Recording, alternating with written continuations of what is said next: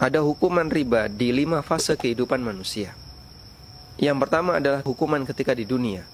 Allah Ta'ala berfirman, yamhaqullahu riba wa yurbis sadaqat. Allah membinasakan riba dan menumbuhkan sedekah.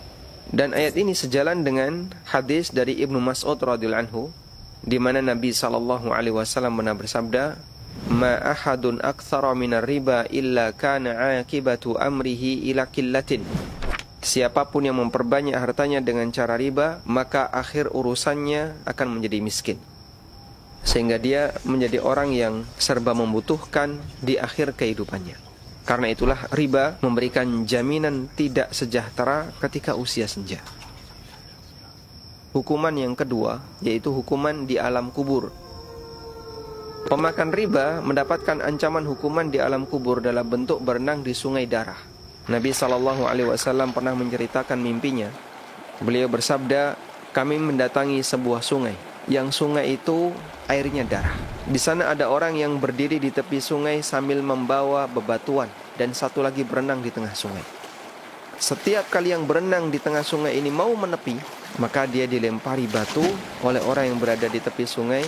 Dilempari bukan ke arah badannya, tapi ke arah mulutnya. Lalu batu itu masuk ke dalam mulutnya, kemudian dia balik lagi ke tengah. Dan begitu seterusnya sampai yang dikehendaki oleh Allah Subhanahu wa taala. Ketika Nabi SAW bertanya kepada malaikat, siapakah ini? Maka malaikat menjawab, orang yang kamu lihat berenang di sungai darah adalah pemakan riba. Selanjutnya adalah hukuman di fase kebangkitan. Pada saat manusia dibangkitkan dari alam kubur, Allah berfirman, alladzina ya'kuluna riba la yaqumuna illa kama yaqumul ladzi yatakhabbathu asyaitanu minal mas. Orang yang makan riba tidak dibangkitkan melainkan seperti berdirinya orang yang kemasukan setan karena penyakit gila. Ibnu Abbas mengatakan, pemakan riba akan dibangkitkan pada hari kiamat seperti orang gila yang tercekik. Allah berfirman, dzalika bi annahum qalu innamal bai'u mithlur riba.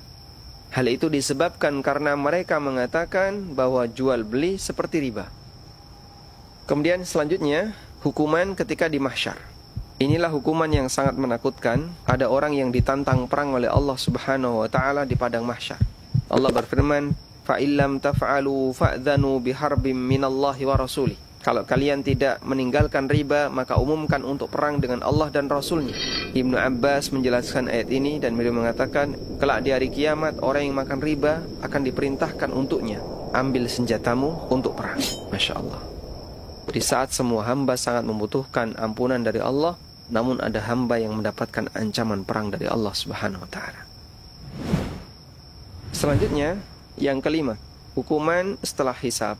Hukuman setelah hisab bagi pemakan riba adalah ancaman neraka. Mereka terancam neraka karena mereka pelaku dosa besar.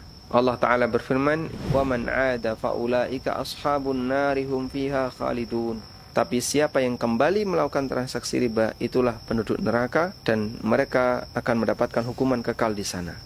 Semoga Allah Subhanahu wa taala melindungi kita dari semua bahaya riba.